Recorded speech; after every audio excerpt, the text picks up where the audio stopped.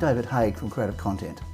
A common question among GoPro, action camera, drone, mirrorless, point and shoot, DSLRs and even smartphone users in the various online forums is what is the best software to use for editing their videos? The question then usually goes on to suggest they want something that is easy to use, available on Mac and PC, and of course is cheap or better, free. In this video I'll give you the answer and also show you the basics of how easy it is to use.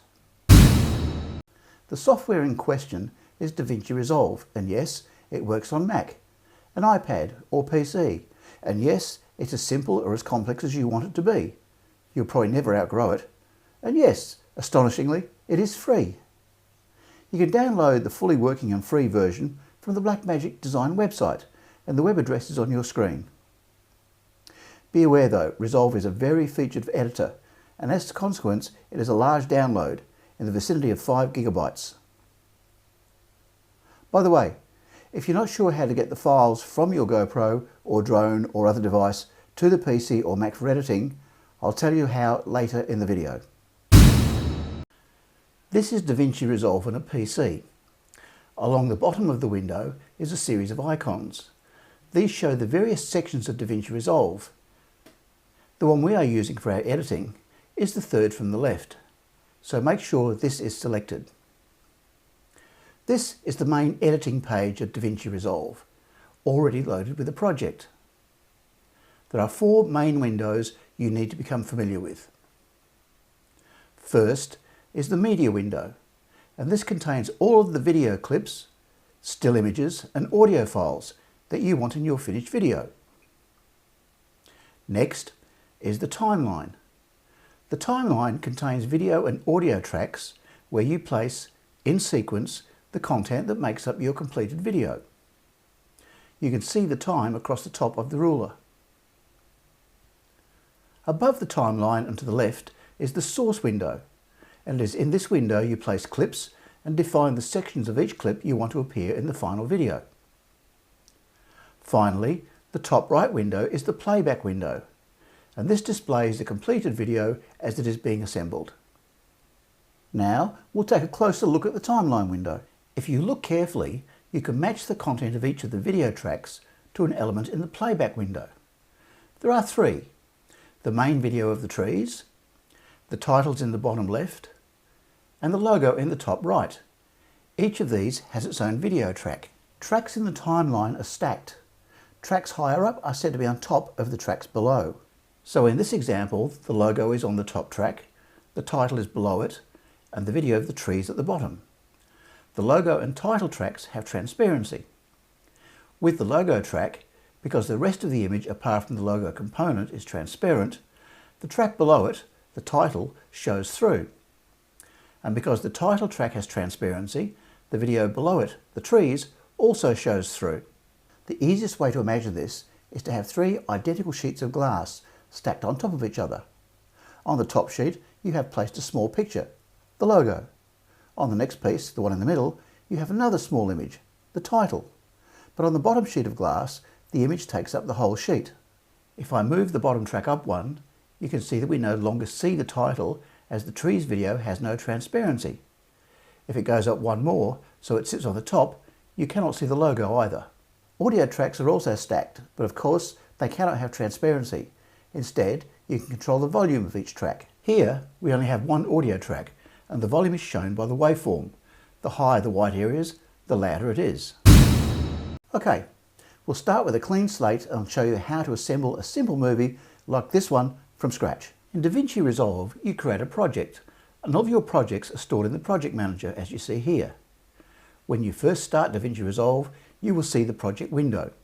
An existing project will of course load that project. When you create a new project from this window, you'll start with this window, an empty project. The first thing we need to do is place into the media window all the clips that are to be in the final video. Note that you do not need to have all the clips, stills and audio called assets there right from the start. You can add assets as you build the video, but I find it good practice to have as many available as possible before I start editing. The first thing we'll do is get our 3 clips. To do this, we go to the File, Import Media menu and choose the file or files we want. To select more than one file, simply hold down the Control key as you select them and then click OK to load them into the media window. Once loaded, you'll see the thumbnails of each of the clips. If you drag your mouse over the top of any clip, it will play the contents in the source window. Now our 3 clips are now in the master bin. Later, as your projects grow and get more complex, with lots of clips and stills, you can add new bins with their own names and save specific clips into those bins to make them easier to find and manage. If the thumbnails are too small, you can increase the size with this slider. You can also change the display from thumbnails to a list via these 3 icons. Now we'll edit our first clip to get just the portion we want. We do this by dragging the clip onto the source window. Notice the play controls under this window. Using these, you can play, pause, stop, or go to the beginning or the end of a clip. You can also drag the slider along. At the top left, a time indicator tells you how long a clip is, and at the top right, another time indicator tells you at what point in the clip the playhead is.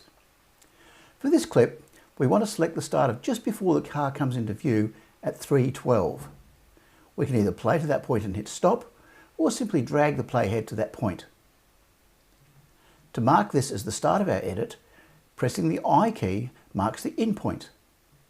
Now we find the exit or out point by moving the playhead to that position. In this case, that is 3:18, giving us a 6-second clip. As you might guess, you mark the out point by pressing the letter O. Resolve then highlights this segment of the clip, as you can see. It's important to note that DaVinci Resolve is a non-destructive editor. In other words, if you mark in and out points, the rest of the clip is still intact. Resolve is only making a pseudo copy of the segment you have selected. At a later stage, when you become familiar with Resolve, you might look at getting the Speed Editor console, which, as the name suggests, makes the editing process much faster and more precise. Now we have our clip segment defined, we need to place that on the timeline on a video track. There are a number of ways of doing this, but the simplest at this point is to click and drag the clip in the source window, the one you just marked the in and out points to the playback window. When you do, a menu will pop up, and here you have a number of options depending on what you're trying to do. For this exercise, we simply want to overwrite the clip segment to the blank area of the timeline, and the clip and the audio will appear in new video and audio tracks. The timeline playhead, the red line, is at the end of this clip. You can send the playhead back to the beginning of the clip by pressing the home key, or use the transport controls in the playback window. In Resolve, delete and backspace work differently. Backspace will delete any selected clip and leave the rest of the timeline unaffected. Delete, however, will move all clips down to fill the space that was taken by the deleted clip. We can repeat the process to add our second clip to the timeline directly after the first. Remember, all you need to do is to drag the clip from the media window to the source window, find the in point you want and press I, then the out point and press O. Next, drag the clip to the playback window, and from the menu, choose Append instead of Overwrite to add this clip directly after the first clip. If we now want to add the third clip, but between the clips 1 and 2, make sure the timeline playhead is on the join between the 2 existing clips. This join is called an edit point, and to navigate from edit point to edit point, press the up and down arrows to jump forwards and backwards between them. We can now mark the in and out points for the third clip and place it between the 2 existing clips. This time, when you drag the marked clip to the playback window from the source window, choose Insert, and Resolve will pop the new clip between the other 2 and move the existing clip down the timeline. This is called rippling. You can now play the timeline using the transport controls to see your work so far. If you need to lengthen or shorten a clip on the timeline, simply drag its edge in or out. There are more advanced options such as slip, slide and roll, and I'll cover these in a later tutorial. Depending on the content, the jump from clip to clip might appear a little jarring. To soften this, we can add a transition so that one clip smoothly blends into the next. In order to do this, we need to work the Transitions panel in the toolbox, and this is done by clicking in the top left on the Effects button. This opens the toolbox. You can now choose the video transitions from the available tools. The transition we want to add is called a cross dissolve. Simply click and drag the cross dissolve button on the edit point between clips 1 and 2 on the timeline. A white box will surround the join, showing the duration of the transition. You can now make it longer or shorter by dragging this box wider or narrower. If you now play the timeline again, you'll see the change from clip 1 to clip 2 is nice and smooth. If you want, repeat the process for clips 2 to 3. Be very sparing in transitions. They are designed to simply make a transition from one scene to another, not become a focal point of the movie. Too many or too flashy transitions are as bad as too many special effects, and nothing screams amateur more than overdoing either. Have a look at films from the top producers and directors such as Stanley Kubrick or George Lucas, and they only use transitions when they really have to. The last thing we'll do in the editing process is add a title to our little movie. This is very easy to do. In the toolbox on the left is a button called Titles. Click it to open up the Titles section. There are plenty to choose from, but for this exercise we'll choose a simple text title as shown. Drag the text button up to the start of the blank video track above our 3 video clips. Once placed, click on the very end and drag it to cover all 3 clips. We can now add our title and place it exactly where we want it, set the font, size, colour and so on. Double click the title track and the titles window will open. Change the basic text heading to whatever you want, then select all of the text by dragging over it and choosing a font. For headings, choose a bold font. I like and use Impact for all my headings. If you drag the scroll bar of the titles window down, you'll see more options. Use the position options to place the text where you want it. Change the colour of the title if you wish and add a drop shadow.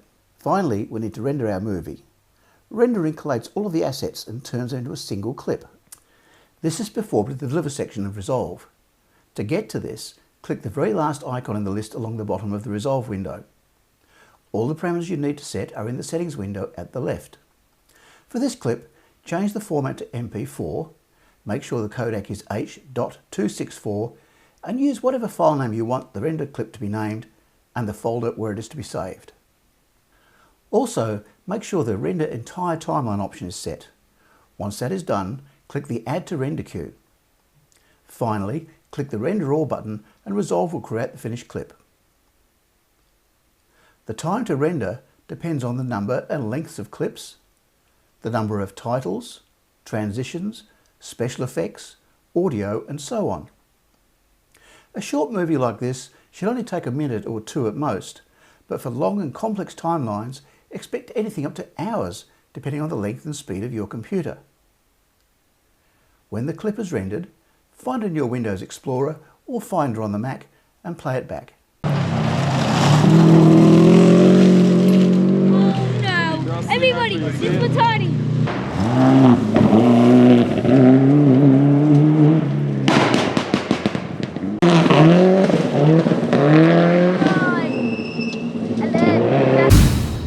And that is the basics of creating a movie in DaVinci Resolve.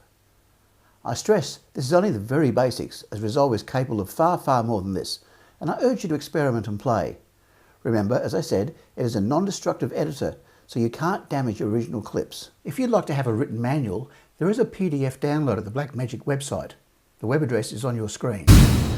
If you have any comments, questions or suggestions, feel free to contact me via the email address at the bottom of the screen. I'm David Haig from Creative Content, and thanks for watching.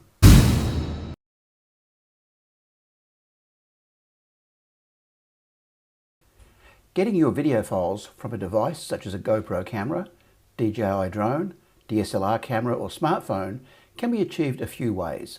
The first is to connect your device via a USB-C cable to your computer and simply drag the files from the relevant folder, usually labelled DCIM on the SD card in the device, to a folder on your computer. The second method is to use an SD card reader connected to your computer. Take out the SD card in the device and plug it into the relevant slot in the reader. From there, both methods are identical to get the files to the computer. These instructions apply to a Windows computer, but on a Mac they are basically the same. Open up 2 copies of Windows Explorer. In one, navigate to the folder you want to copy the files to. In the other, navigate to the device containing the SD card, the smartphone, drone, GoPro or SD card reader. It will be labelled as a disk drive, in the example here labelled as G. Find the DCIM folder on the device to access the files and click one to select it or control-click subsequent ones to choose more than one. Next, holding down the left mouse button, drag these files from the window containing the files to the window which has the location on your computer where you want them. You can now use the File Import Media option to import the files to the Resolve media bin. To see other tutorials and creative content, go to the YouTube channel web address you see on the screen and please subscribe to be advised of new tutorials when they become available. Oh, one more thing. If you use a GoPro or other action type camera, I think you'll like my free 60-page e-magazine. You can download it from my website at www.creativecontent.au and select the option in the menu bar.